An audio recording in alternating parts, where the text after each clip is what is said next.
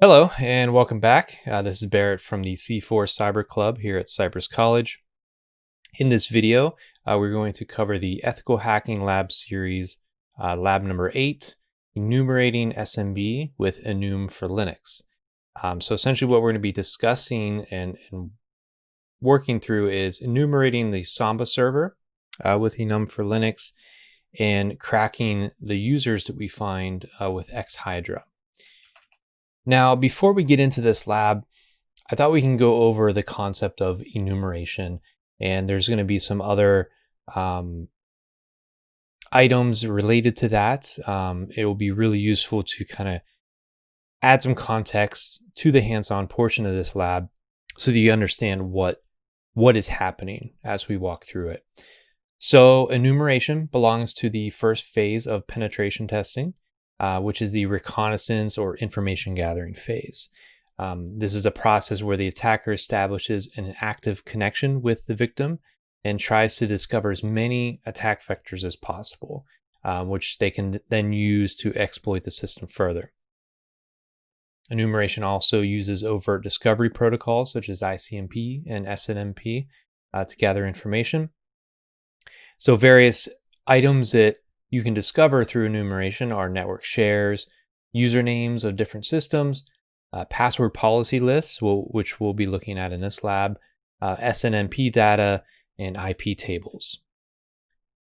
So we'll be coming across the term IPC, or an IPC share. And essentially this is used with temporary connections between clients and servers, and it's primarily used through remotely administered network servers. This is a service created by Windows Server.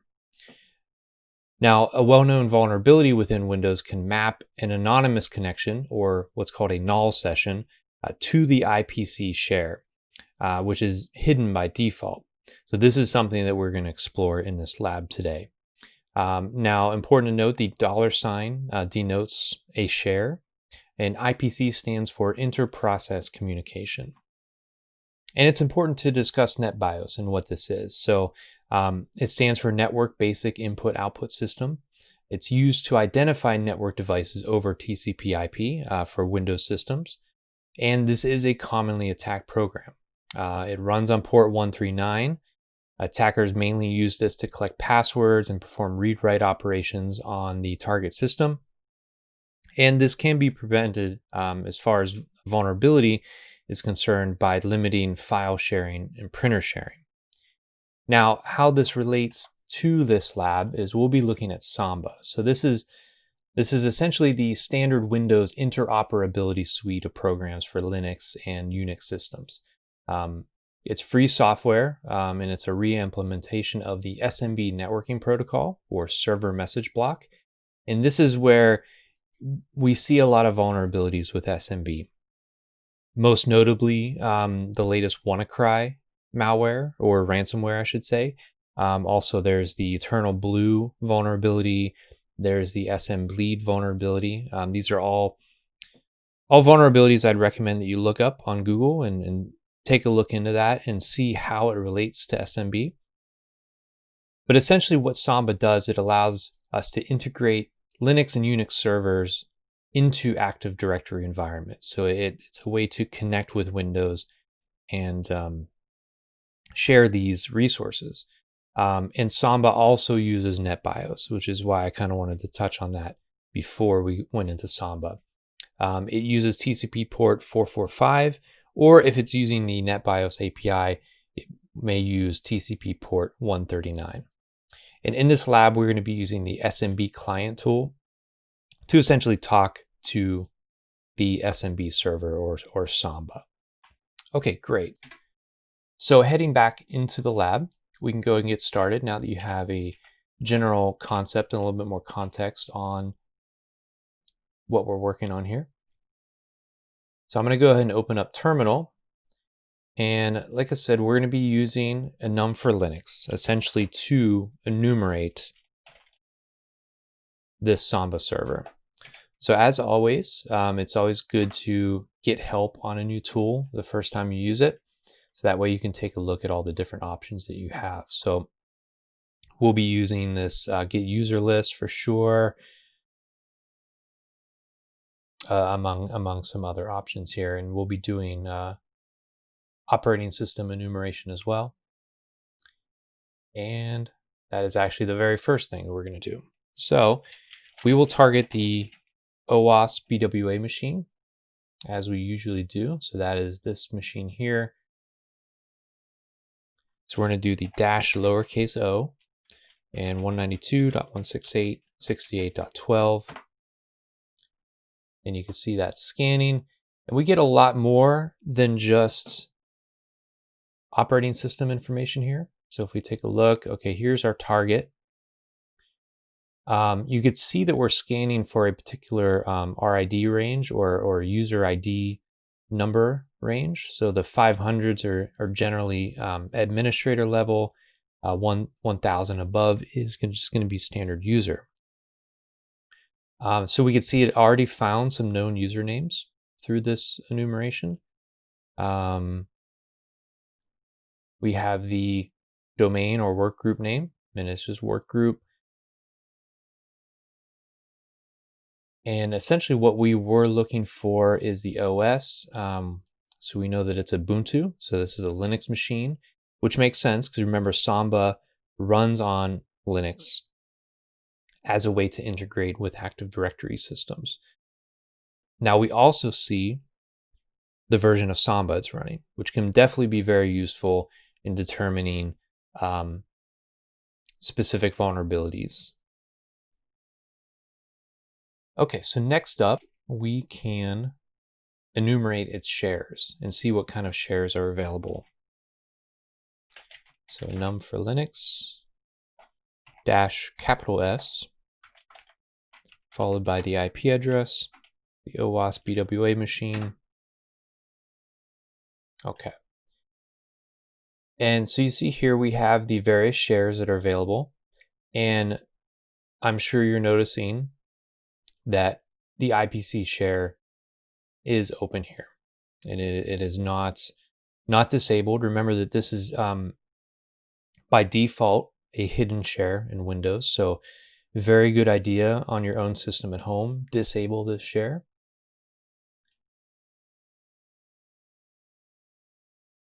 And now, because we see that IPC share is available, we could switch over to the SMB client and make a connection and see if we can access this machine anonymously. So let's go ahead and get help on SMB client, and we could take a look at the different options here. And that way you can get an understanding of what this command is doing here. So we're using dash capital I. That is giving the IP address. Makes sense. We're going to target the OWASP machine.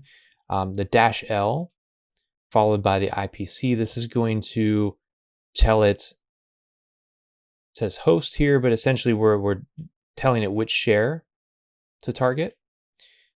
And then the dash N is going to be for no password.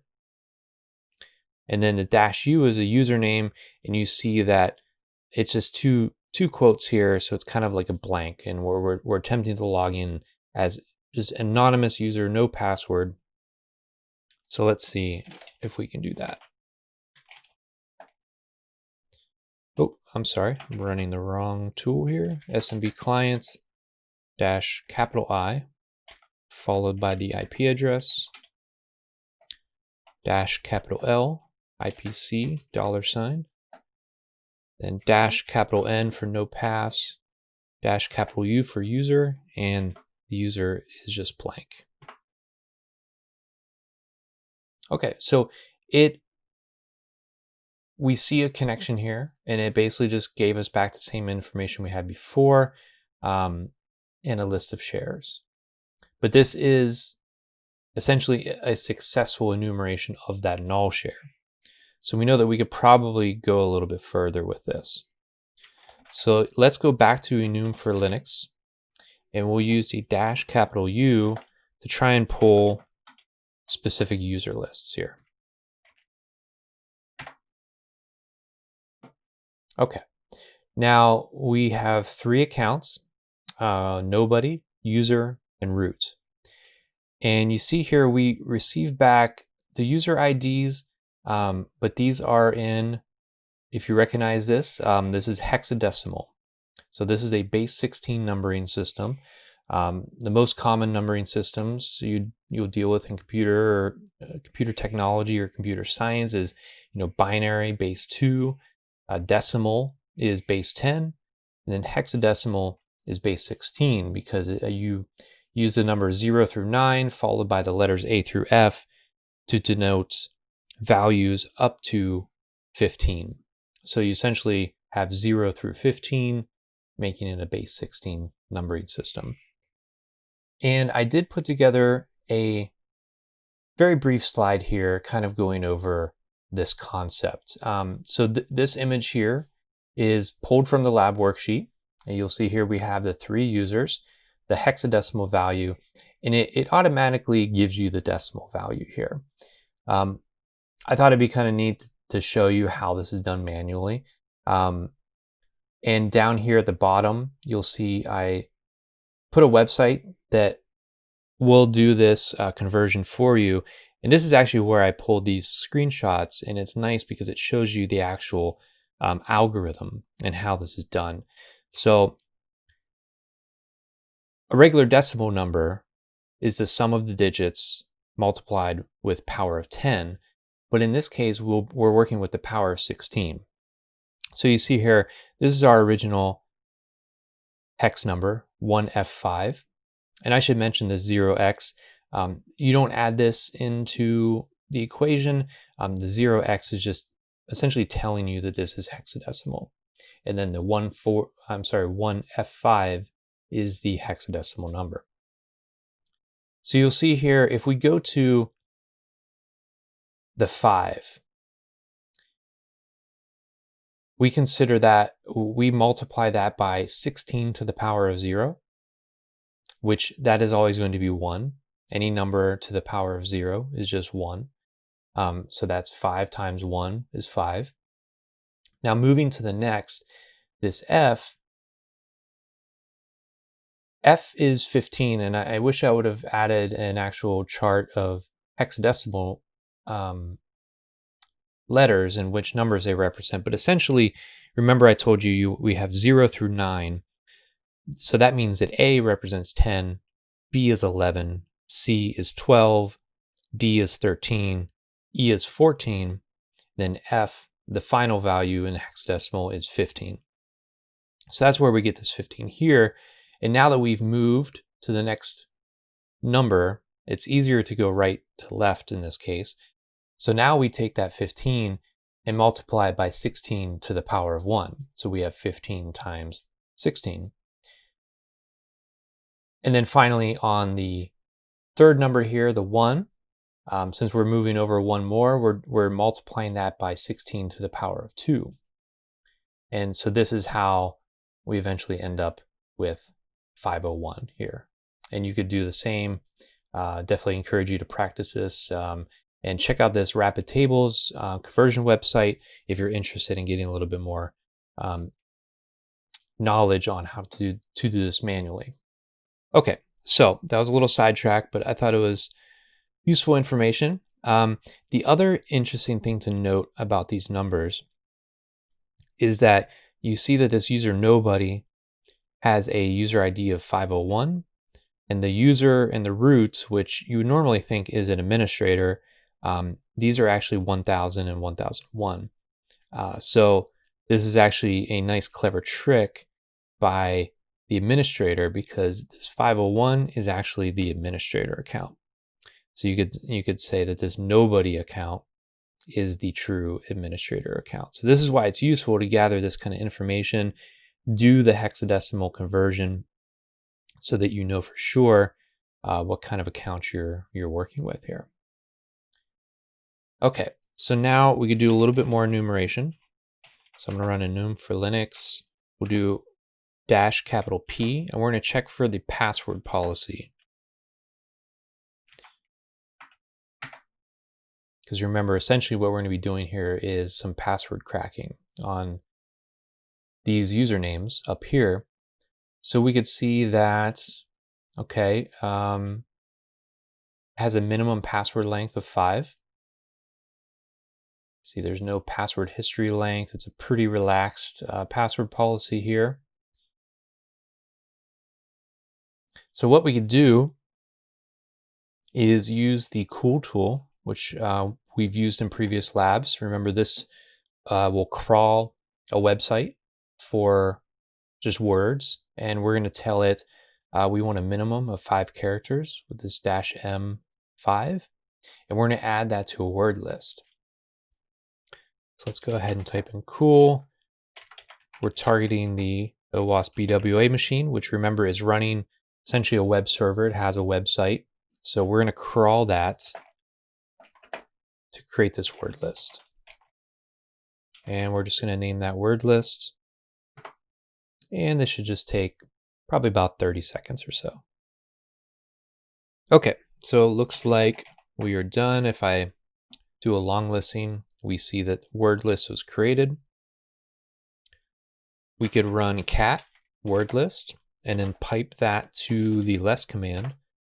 So that is essentially going to print out this word list to the screen, but only a page at a time. So we could press a space bar and we could see what kind of word list, what kind of words cool crawled from the OWASP BWA website. And whenever you're done here, you can just press Q to exit out of that.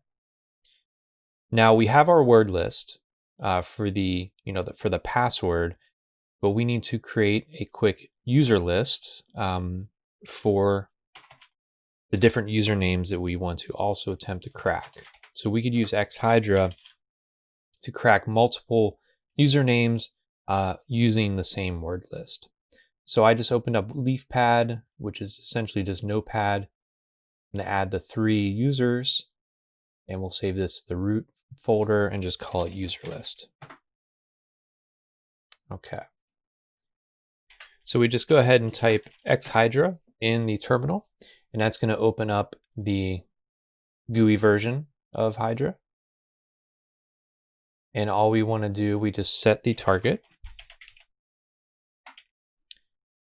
And the protocol, remember, we want to make sure that we're targeting SMB or server message block. And then under passwords, we can check both username list and password list. So first we'll load the username list, which is in the root folder under user list. And the password list is in the same root folder, and that is the word list. So that is what we created using cool. Now we just go to the Start tab, press Start, and I believe this finds both passwords pretty quickly. Great, so that is complete.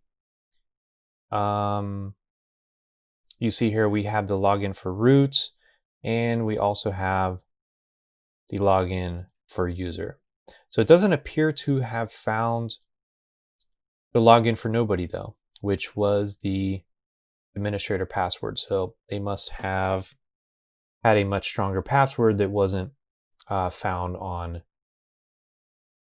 the website that we crawled. So that would require some more work. But essentially, in this lab, you found how to enumerate a machine, how to get information on, what operating system's running. Oh, it's running Samba. Okay, what version? What kind of shares are available? It has IPC share. So that's a pretty big, wide open known vulnerability. In this case, we were able to just simply log in anonymously and gain a lot of information in terms of user list, the password policy, which allowed us to create this password cracking campaign. And we came out with 2 user accounts that we can now log into. So that wraps up this lab. Lab 8, Enumerating SMB with enum4linux. Thanks a lot for watching.